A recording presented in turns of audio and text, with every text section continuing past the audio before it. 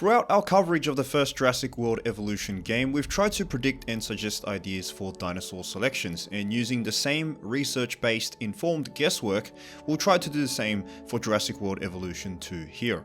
For this video, we'll try to reach the stated 75 number of prehistoric creatures Frontier have explicitly stated will be their minimum, though there is certainly the possibility there will be more than this number of dinosaurs, flying and marine reptiles come release day.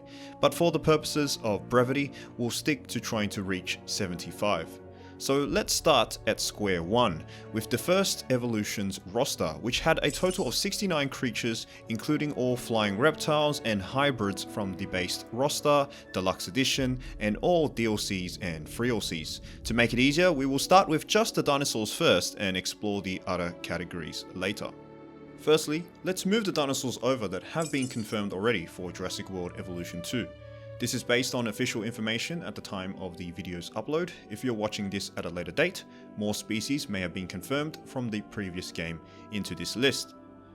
Next, let's bring the dinosaurs over that have made direct on-screen appearances or very strong references in the Jurassic Park and Jurassic World movie universes. I would be very surprised if any of these don't show up. This includes Dilophosaurus from the first movie, Compsognathus and Mamenchisaurus from The Lost World, Ceratosaurus and Spinosaurus from Jurassic Park 3, Apatosaurus from Jurassic World, and Carnotaurus, Dreadnoughtus, Sinoceratops, and Stygimoloch from Fallen Kingdom.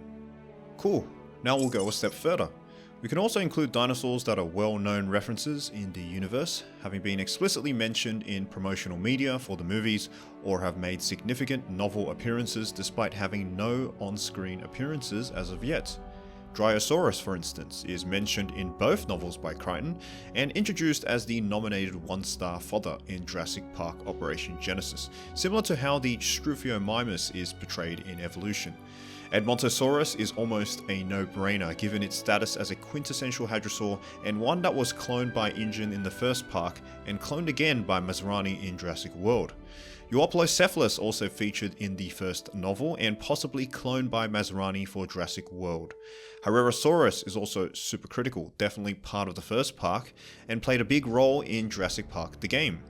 Iguanodon, Maiasaura, and Oranosaurus should be in Evolution 2 with multiple references scattered throughout the universe.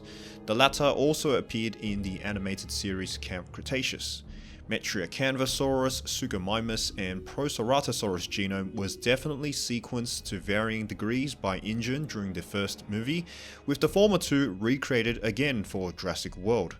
Majangasaurus genome was used to create Indominus Rex, Styracosaurus appears in the novel and in Camp Cretaceous, and finally Troodon, which was also at the first park, another antagonist in Jurassic Park the game. Finally, these are the remaining dinosaurs from the previous Evolution roster, which I believe should be instituted into the sequel. This is because, in my opinion, these dinosaurs bring enough flavor, uniqueness, and wow factor to the roster that would be appreciated to see their return, despite many of them having little or no references in the Jurassic Park and World universe. Albertosaurus might be a surprising choice, but personally it's an iconic tyrannosaur of North America. Perhaps its portrayal in Evolution 1 was a bit lackluster, however, and a model upgrade will do it wonders. Admittedly, one of my more controversial choices. Carcharodontosaurus and Giganotosaurus are definitely more interesting theropods that should return. Their fame outside the franchise and their growing reputation within the fanbase should make them high possibilities for Southern Hemisphere representation, with the latter set to be showcased in Dominion. Deinonychus is understandably a bit more controversial, but it is one of the most influential non-appearances, from inspiring the Velociraptor, to novel in-game references, to being superseded by the Atrociraptor in the upcoming Dominion movie. It could definitely get a remodel though to get rid of that ridiculous crest design. Kentrosaurus is ever present in game rosters and is a popular, smaller stegosaur. Shouldn't be any reason to not see it again. The Asian hadrosaurs Olorotitan and Centaursaurus made a good impression on the fanbase. Their majestic designs and addition to variety makes them hopeful inclusions. Matabarosaurus, on the other hand, suffers from a lack of references, but as an Australian, I'd like to see our most notable dinosaur be represented. The rest of the Evolution roster, although unfortunate, did not really exert a great amount of impact or resonance to see them justify an inclusion, but we may well see some or all of them in the final game anyway. So, with the rest discarded, Amargasaurus and Coelophysis are the new kids on the block confirmed for Evolution 2. Amargasaurus is such an inspired choice, and I really commend Frontier for even considering this dinosaur as one of the most unique sauropods out there. Coelophysis, on the other hand, is quite well known in paleontology, but is otherwise pretty underwhelming. Our next 10 dinosaurs are my selections of the most likely additions given the context of the Evolution 2 game, where Frontier will probably try to include all the big movie references and dinosaurs of great popularity or request from the community. Argentinosaurus is often cited as one of the largest sauropods ever discovered, and perhaps one of the most requested sauropods for the first game. A hugely requested theropod is the Concavenator. This dinosaur's reputation has skyrocketed ever since its skeleton and diorama was first revealed in Fallen Kingdom. Concavenator's addition seems highly likely as it represents the sort of ambitious uniqueness needed to generate tons of hype for this game. A hugely unique ceratopsian is Cosmoceratops, and another fossil skeleton mounted in the Lockwood Manor.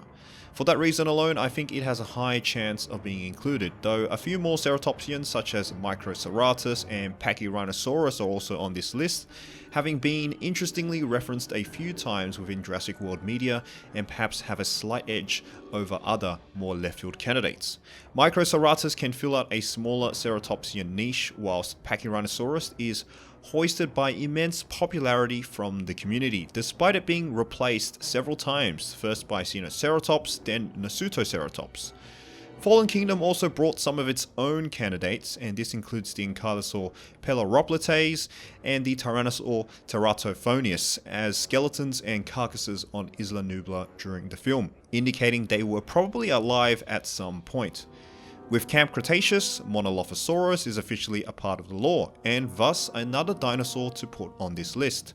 Finally, we end with two super popular, hopefully feathered dinosaurs, Therizinosaurus and Eutyrannus. Therizinosaurus' genome was part of the Indominus DNA, whilst Eutyrannus was said to be part of Camp Cretaceous before being scrapped. These two are approaching unlikely territory, but again, it's the sort of ambitious picks you would love to see. Despite my well-known disdain for hybrids, we must accept the fact that they are a key part of the canon universe, and thus I predict we will see the return of Indominus Rex and Indoraptor from Evolution 1, but also the new hybrid Scorpius Rex, which was showcased in Camp Cretaceous. The other hybrids which appeared in Evolution 1 DLC were either obscure lore-wise and horrendous abominations which greatly detracted from the prehistoric feeling. At least these three somewhat look like dinosaurs. These three should be the absolute limit for hybrid considerations. So, at 65 species, we got 10 left to reach the magic 75 number we're aiming for. So I'm predicting we will get 5 flying reptiles and 5 marine reptiles each. A nice typical number to provide enough of a foundational basis for the roster. Flying reptiles will certainly include Pteranodon, which is essentially confirmed, Dimorphodon, which was its pairing in the Jurassic World Avery, as well as possibly Geosternbergia and Sciarodactylus, which was referenced in the Lost World and the Jurassic Park novel respectively. There's not too many likely flying reptile choices after these four, so I've gone with a popular favourite in the Tapahara, which appears in a lot of mobile games. Its unique design would be a pretty cool addition to add some aesthetic flair. Some other considerations may include Nyctosaurus, Tupandactylus, Tropeognathus, Pterodactylus, or Pterodostro as well. Certainly no shortage of cool pterosaurs for possible DLC.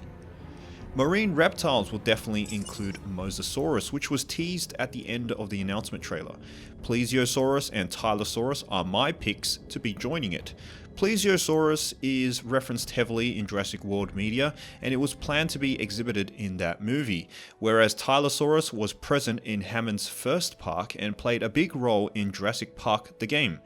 Ichthyosaurus is a pick for diversity's sake, has been around a few times in game media, but so far no concrete references in the lore. Elasmosaurus, similar, an amazingly unique and popular animal, but no real references besides a handful of game appearances. We can consider other non-reptilian candidates as well, but I think those are much less likely. And so here we are at 75. These are my predicted picks for Jurassic World Evolution 2's base roster. But wait, hold on. I know what some of you guys are thinking. Oh, Mr. Content Creator, you missed out on some crucial prehistoric creatures coming into Jurassic World's next movie, Dominion. Well, yes, you are right, but since this game is slated to release later this year, and Dominion is scheduled for 2022, I think that those creatures will be represented in a later DLC. In fact, I'll do you one better, and I'll try to predict that DLC right now, with Atrociraptor, Dimetrodon, Lystrosaurus, Morose, Oviraptor, and Quetzalcoatlus. These are the handful of species expected to be seen in the new movie. Perhaps there will be more to come, and we may get a nice, juicy 3LC packed full of variety come next year, bringing the predicted total up to at least 81 species. There are certainly other possible species. After all, this is just my opinion through experience in trying to predict these things and through the research compiled thus far, but that's perhaps a topic for another video. You can check out the DLC idea series for the first Jurassic World Evolution that covered each of Earth's continent, and there's many suggestions there on different possible dinosaurs. There's also an entire video on possible flying reptile inclusions as well. Let me know what you guys think of my predictions, any changes you would like to personally see. You can also join our Discord and chat with fellow evolution enthusiasts there. Hope you guys enjoyed this video, subscribe to keep up to date with more content, and consider supporting the channel on Patreon for as little as $1 a month, which greatly helps us to create more amazing videos like these. Catch you guys later.